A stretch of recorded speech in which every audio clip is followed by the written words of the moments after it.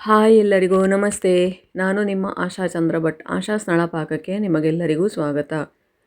ಮಾವಿನ ಹಣ್ಣು ಸೀಸನ್ ಅಂದಮೇಲೆ ಮಾವಿನ ಹಣ್ಣು ಐಸ್ ಕ್ರೀಮ್ ಮಾಡಲಿಲ್ಲ ಅಂದರೆ ಎಂಥ ಪ್ರಯೋಜನ ಅಲ್ವಾ? ಹಾಗೆ ಇವತ್ತು ಸುಲಭವಾಗಿ ಮನೆಯಲ್ಲೇ ಹೇಗೆ ಮಾವಿನ ಹಣ್ಣು ಐಸ್ ಕ್ರೀಮನ್ನು ತಯಾರಿಸ್ಬೋದು ಅಂತ ಹೇಳೋದನ್ನು ನಾವು ತೋರಿಸ್ಕೊಡ್ತಾ ಇದ್ದೇವೆ. ಐಸ್ ಕ್ರೀಮ್ ಅಂದರೆ ಮಕ್ಕಳಿಗೆಲ್ಲರಿಗೆ ಸಹ ಇಷ್ಟವಿರ್ತದೆ. ಹಾಗೆ ಎಲ್ಲರಿಗೂ, ಮಕ್ಕಳಿಗೆ ಮಾತ್ರ ಅಲ್ಲ, ದೊಡ್ಡವರಿಗೂ ಕೂಡ ಇಷ್ಟ ಇರ್ತದೆ. ಹಾಗೆ ಅದನ್ನು ನಾನಿವತ್ತೊಂದು ಮಲ್ಲಿಕ ಮಾವಿನಕಾಯಿ ಉಪಯೋಗಿಸ್ಕೊಂಡು ಮಾಡ್ತಾ ಇದ್ದೇನೆ. ಒಳ್ಳೆ ಹಣ್ಣಾದ ಸಿಹಿ ಇರುವ ಮಲ್ಲಿಕ ಮಾವಿನ ಹಣ್ಣು ಆಗಬೇಕು. ಯಾವುದೇ ಮಾವಿನ ಹಣ್ಣು ತಗೊಳ್ಬೋದು, ಸ್ವೀಟ್ ಇದ್ದಷ್ಟು ಒಳ್ಳೆಯದು, ಹುಳಿ ಕಡಿಮೆ ಇದ್ದರೆ ಒಳ್ಳೆಯದು. ಪಲ್ಪನ್ನು ಮಾತ್ರ ಸಿಪ್ಪೆ ತೆಗೆದು ಪಲ್ಪನ್ನು ಈ ಥರ ಉಪಯೋಗಿಸ್ಕೊಂಡಿದ್ದೇನೆ. ಒಂದು 2-3 ಟೇಬಲ್ ಸ್ಪೂನು ಗೋಡಂಬಿಯನ್ನು ನೆನೆ ಹಾಕಿದ್ದೇನೆ 1 ಗಂಟೆ. ಹಾಗೆಯೇ ಹಾಲು, ಕ್ರೀಮ್ ಇರುವಂಥ ದಪ್ಪ ಹಾಲು ತಗೊಂಡಿದ್ದೇನೆ. ಸ್ವೀಟಿಗೆ ನಾನು ಜೋನಿ ಬೆಲ್ಲ ಹಾಕ್ತಾಯಿದ್ದೇನೆ. ಅದಕ್ಕೆ ಇವಿಷ್ಟನ್ನು ಉಪಯೋಗಿಸಿಕೊಂಡು ಒಂದು ರುಚಿಯಾದ ಐಸ್ ಕ್ರೀಮನ್ನು ಮಾಡುವ. ಮೊದಲಿಗೆ ಮಿಕ್ಸರ್ ಜಾರಿಗೆ ನೆನೆಸಿದ ಗೋಡಂಬಿ ಹಾಕ್ಕೊಳ್ತಾ ಇದ್ದೇನೆ. ಅದರ ಜೊತೆಗೇ ಮಾವಿನ ಹಣ್ಣನ್ನು ಹಾಕ್ಕೊಳ್ತಾ ಇದ್ದೇನೆ. ಇದನ್ನೀಗ ಒಂದು ಸ್ವಲ್ಪ ಕ್ರಷ್ ಮಾಡಿದ ನಂತರ ಅದಕ್ಕೆ ಹಾಲು ಸೇರಿಸ್ಕೊಳ್ತಾ ಇದ್ದೇನೆ. ಒಂದು ಮಾವಿನ ಹಣ್ಣಿಗೆ 1 ಕಪ್ಪಷ್ಟು ಹಾಲು ಹಾಕ್ಕೊಂಡಿದ್ದೇನೆ ನಾನು. ಕಾಯಿಸಿದ ತಣ್ಣಗಾದ ಹಾಲನ್ನು ಹಾಕ್ಕೊಂಡಿರೋದು. ಹಾಗೆಯೇ 3 ಟೇಬಲ್ ಸ್ಪೂನಷ್ಟು ಹಾಲಿನ ಪೌಡ್ರನ್ನು ಹಾಕ್ಕೊಳ್ತಾ ಇದ್ದೀನಿ. ನೀವು ಯಾವುದು ಬೇಕಾದರೂ ಹಾಕ್ಕೊಳ್ಬೋದು. ನಾನು ಅಮೂಲ್ಯ ಉಪಯೋಗಿಸ್ಕೊಂಡಿದ್ದೇನೆ. 3 ಟೇಬಲ್ ಸ್ಪೂನಷ್ಟು ಹಾಕಿಕೊಳ್ತಾ ಇದ್ದೇನೆ. ಇದು ಒಂದು ಮಾವಿನ ಹಣ್ಣಿನ ಅಳತೆ ನಾನು ಹೇಳ್ತಾ ಇರೋದು. ಈಗ ಒಂದು ಸ್ವಲ್ಪ ತೆಳ್ಳಗಾಗಬೇಕು ಅಂತ ಅನ್ನಿಸ್ತು ನನಗೆ. ಅದಕ್ಕೆ ಮತ್ತೊಂದು ಅರ್ಧ ಕಪ್, ಅಂದರೆ 1.5 ಕಪ್ಪಷ್ಟು ಹಾಲು ಹಾಕ್ಕೊಂಡಿದ್ದೇನೆ ನಾನು. ಇನ್ನೊಂದು ಅರ್ಧ ಕಪ್ ಇದೆ ಅಲ್ಲಿ. ಈಗ ಸ್ವೀಟಿಗೆ 2 ಟೇಬಲ್ ಸ್ಪೂನಷ್ಟು ಜೋನಿ ಬೆಲ್ಲ. ಇದು ಸ್ವೀಟ್ ನೀವು ಮಾವಿನ ಹಣ್ಣಿನ ಸ್ವೀಟನ್ನು ಹೊಂದಿಕೊಂಡು ಹಾಕ್ಕೊಳ್ಬೇಕಾಗ್ತದೆ. ನನಗೆ ಮಾವಿನ ಹಣ್ಣು ತುಂಬ ಸ್ವೀಟ್ ಇತ್ತು. ಮಲ್ಲಿಕ ಯಾವಾಗಲೂ ಹುಳಿ ಬರುವುದಿಲ್ಲ, ಅದು ಹಣ್ಣಾದರೆ ಒಳ್ಳೆ ಸ್ವೀಟ್ ಇರ್ತದೆ. ಹಾಗಾಗಿ ನಾನು 2-2.5 ಸ್ಪೂನ್ನಷ್ಟು ಟೇಬಲ್ ಸ್ಪೂನ್ನಷ್ಟು ಜೋನಿ ಬೆಲ್ಲ ಹಾಕ್ಕೊಂಡಿದ್ದೇನೆ. ನೀವು ಜಾಸ್ತಿ ಬೇಕಾದರೆ ಇನ್ನೊಂದು ಟೇಬಲ್ ಸ್ಪೂನ್ ಹಾಕ್ಕೊಳ್ಬೋದು. ಉಳಿದ ಹಾಲನ್ನು ಹಾಗೆ ಎತ್ತಿಟ್ಕೊಂಡಿದ್ದೇನೆ. ನಾನು ಇದನ್ನೀಗ ನಂದು ಬೇರೆ ಐಸ್ ಕ್ರೀಮ್ ತಂದ ಮೋಲ್ಡ್ ಇತ್ತು ನನ್ನ ಹತ್ರ, ಅದಕ್ಕೆ ಹಾಕಿಕೊಳ್ತಾ ಇದ್ದೇನೆ.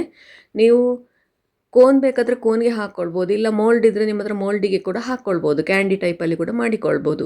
ಇದನ್ನು ನೀವು ಮುಚ್ಚಬೇಕು, ಅದು ಕರೆಕ್ಟಾಗಿ ಇಂಪಾರ್ಟೆಂಟ್. ಯಾಕಂದರೆ ಇಲ್ಲದಿದ್ದರೆ ಅದು ಒಂಥರ ಕ್ರಿಸ್ಟಲ್ ಆಗ್ತದೆ, ನೀರಿನ ಕ್ರಿಸ್ಟಲ್ ಬರ್ತದೆ. ಆ ನೀರಿನ ಕ್ರಿಸ್ಟಲ್ ಆಗೋದನ್ನು ಅವಾಯ್ಡ್ ಮಾಡಲಿಕ್ಕೋಸ್ಕರ ನಾವಿಲ್ಲಿ ನೀರೆಲ್ಲಿ ಕೂಡ ಸೇರಿಸಲಿಲ್ಲ, ಆದರೆ ಕೂಡ ಅದೊಂಥರ ಗಟ್ಟಿಯಾಗಿ ಸಿಗ್ತದೆ. ಹಾಗೆ ಅದಕ್ಕೆ ಸರಿಯಾಗಿ ಮುಚ್ಚಿ ಅದನ್ನು ಕೋಲ್ಡ್ ಆಗಲಿಕ್ಕೆ ಬಿಡಿ. ಒಂದು 3 ಗಂಟೆ ಕೋಲ್ಡ್ ಆಗುವಾಗ ನೋಡಿ, ಹೀಗೆ ಈ ಥರ ಇರ್ತದೆ ಅದು. 3 ಗಂಟೆ ಕೋಲ್ಡ್ ಆದ ಐಸ್ ಕ್ರೀಮನ್ನು ಪುನಃ ನೀವು ಮಿಕ್ಸರ್ ಜಾರಿಗೆ ಹಾಕ್ಕೊಂಡು ಇನ್ನೊಂದು ಸತಿ ಪಲ್ಸ್ ಮೋಡಲ್ಲಿ 1 ನಿಮಿಷ ಅದನ್ನು ತಿರುಗಿಸ್ಬೇಕು. ಆವಾಗ ಅದು ಫುಲ್ ಕ್ರೀಮಿಯಾಗಿ ಬರ್ತದೆ. ನಾನು ಕ್ರೀಮಿ ಟೆಕ್ಸ್ಚರಿಗೆ ಗೋಡಂಬಿ ಬಿಟ್ಟರೆ ಬೇರೆ ಎಂತ ಕೂಡ ಹಾಕಲಿಲ್ಲ. ಇಲ್ಲಿ ಕ್ರೀಮ್, ಆರ್ಟಿಫಿಷಿಯಲ್ ಕ್ರೀಮೆಲ್ಲ ಎಂತ ಸಹ ಹಾಕಲಿಲ್ಲ. ಯಾವುದೇ ಕಲರ್ ಆ್ಯಡ್ ಮಾಡಲಿಲ್ಲ, ಸಕ್ಕರೆ ಹಾಕಲಿಲ್ಲ. ಆದರೂ ಕೂಡ ನೋಡಿ ಇದು ಎಷ್ಟು ಚೆನ್ನಾಗಿ ಬಂತು ನೋಡಿ. ಇದರ ಟೆಕ್ಸ್ಚರ್ ನೋಡಿ, ಕ್ರೀಮಿಯಾಗಿ ಎಷ್ಟು ಚೆಂದ ಬಂದಿದೆ ಅಂತ ಹೇಳ್ಕೊಂಡು ನೋಡಿ. ಈ ಥರ ಕ್ರೀಮಿಯಾಗಿ ಬರ್ತದೆ ಇದು. ಇಷ್ಟು ಚೆಂದ ಬಂದರೆ ಸಾಕಿದು. ನಿಮಗೆ ಒಳ್ಳೆಯ 6 ಗಂಟೆಯಲ್ಲಿ ನಿಮಗೆ ಒಳ್ಳೆ ಐಸ್ ಕ್ರೀಮ್ ಸಿಗ್ತದೆ ಮನೆಯಲ್ಲೇ ಮಾಡಿ. ನೀವು ಬೆಳಿಗ್ಗೆ ಇಟ್ಟರೆ ಒಂದು 10 ಗಂಟೆ ಆಗುವಾಗ ಇನ್ನೊಂದು ಸತಿ ತೆಗೆದು ಅದನ್ನು ಮಿಕ್ಸ್ ಮಾಡಿದರೆ ಸಾಯಂಕಾಲದ ಹೊತ್ತಿಗೆ ಇದು ತಿನ್ನಲಿಕ್ಕೆ ರೆಡಿ ಆಗ್ತದೆ. ಕರೆಕ್ಟ್ 6 ಗಂಟೆ ಒಳಗೆ ನಿಮಗೆ ಫುಲ್ ಐಸ್ ಕ್ರೀಮ್ ಗಟ್ಟಿಯಾಗಿ ಮಕ್ಕಳಿಗೆ ತಿನ್ನಲಿಕ್ಕೆ ಕೊಡಲಿಕ್ಕೆ ಆಗ್ತದೆ. ಇದನ್ನು ನೋಡಿ, ಇದೀಗ ವಾಪಸ್ ನಾನು ಅದನ್ನು ಗ್ರೈಂಡ್ ಮಾಡಿ ಪುನಃ ಅದನ್ನು ಫ್ರೀಝರಿಗೆ ಹಾಕ್ತಾ ಇದ್ದೇನೆ. 6 ಗಂಟೆಯ ನಂತರ, ಅಂದರೆ ಸಾಯಂಕಾಲ ಒಂದು 4 ಗಂಟೆ 5 ಗಂಟೆ ಅಷ್ಟೊತ್ತಿಗೆ ತೆಗೆದಿದ್ದು ನಾನಿದು. ಈಗ ನೋಡಿ, ಇದು ಮಾವಿನ ಹಣ್ಣು ಕಟ್ ಮಾಡಿ ಸೈಡಿಗೆ ಇಟ್ಟಿದ್ದೇನೆ. ಒಂದು ಮಾವಿನ ಹಣ್ಣನ್ನು ಐಸ್ ಕ್ರೀಮನ್ನು ಓಪನ್ ಮಾಡುವಾಗ ನೋಡಿ, ಇದು ಕರೆಕ್ಟಾಗಿ ಗಟ್ಟಿಯಾಗಿದೆ.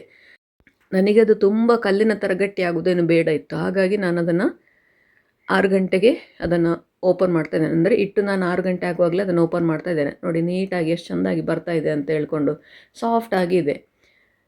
ಇದನ್ನು ಈಗ ಸರ್ವಿಂಗ್ ಪ್ಲೇಟಿಗೆ ಹಾಕ್ಕೊಂಡು ಮಕ್ಕಳಿಗೆ 2 ಸ್ಕೂಪನ್ನು ತೆಗೆದು ಕೊಡ್ಬೋದು. ನಾನಿಲ್ಲಿ ಮಾವಿನ ಹಣ್ಣನ್ನು ಸೈಡಿಗೆ ಡಿಸೈನಿಗೋಸ್ಕರ ಕಟ್ ಮಾಡಿ ಇಟ್ಕೊಂಡಿದ್ದೇನೆ. ಹಾಗೆಯೇ ಅದನ್ನು ಸರ್ವ್ ಮಾಡ್ತಾ ಇದ್ದೇನೆ. ರಿಯಲ್ ಮಾವಿನ ಹಣ್ಣಿನ ಜೊತೆಗೆ ಮಾವಿನ ಹಣ್ಣು ಐಸ್ ಕ್ರೀಮ್ ಹಾಕಿ ತಿನ್ನಲಿಕ್ಕೆ ಉಂಟಲ್ಲ, ಸೂಪರ್ ಆಗ್ತದೆ. ನೀವೊಂದು ಸತಿ ಖಂಡಿತ ಇದನ್ನು ಈ ಥರ ಟ್ರೈ ಮಾಡಿ ನೋಡಿ ಹೇಗಾಗ್ತದೆ ಅಂತ ಹೇಳ್ಕೊಂಡು. ಮಾವಿನ ಹಣ್ಣು ಹಾಗೂ ಮಾವಿನ ಹಣ್ಣು ಐಸ್ ಕ್ರೀಮ್ ಜೊತೆಗೆ ಸೇರಿಸ್ಕೊಂಡು ತಿನ್ನೋದಂದರೆ ವಾಹ್, ಬಾಯಲ್ಲಿ ನೀರು ಬರ್ತಾ ಉಂಟು ನನಗೀಗ. ನೋಡಿ, ರುಚಿಯಾದ ಮಾವಿನ ಹಣ್ಣಿನ ಐಸ್ ಕ್ರೀಮ್ ರೆಡಿ ಆಯಿತು. ನೀವು ಕೂಡ ಒಮ್ಮೆ ಖಂಡಿತ ಟ್ರೈ ಮಾಡಿ ನೋಡಿ ಹೇಗಾಯಿತು ಅಂತೇಳಿ ಕಮೆಂಟ್ ಮೂಲಕ ನನಗೆ ತಿಳಿಸಿ. ಲೈಕ್ ಕೊಟ್ಟು ಶೇರ್ ಮಾಡಿ. ನೀವಿನ್ನೂ ನಮ್ಮ ಚಾನಲನ್ನು ಸಬ್ಸ್ಕ್ರೈಬ್ ಮಾಡ್ಕೊಳ್ಳಿಲ್ಲ ಅಂತ ಸಬ್ಸ್ಕ್ರೈಬ್ ಮಾಡಿಕೊಂಡು ಪಕ್ಕದಲ್ಲೇ ಇರುವ ಬೆಲ್ ಐಕಾನನ್ನು ಒತ್ತಿ ನಮ್ಮನ್ನು ಸಪೋರ್ಟ್ ಮಾಡಿ. ಮುಂದಿನ ವಿಡಿಯೋದಲ್ಲಿ ಇನ್ನೊಂದು ಹೊಸ ಅಡಿಗೆಯೊಂದಿಗೆ ಇನ್ನೊಂದು ಹೊಸ ರೆಸಿಪಿಯೊಂದಿಗೆ ಪುನಃ ನಿಮ್ಮನ್ನು ಭೇಟಿ ಆಗ್ತೇನೆ. ಧನ್ಯವಾದಗಳು.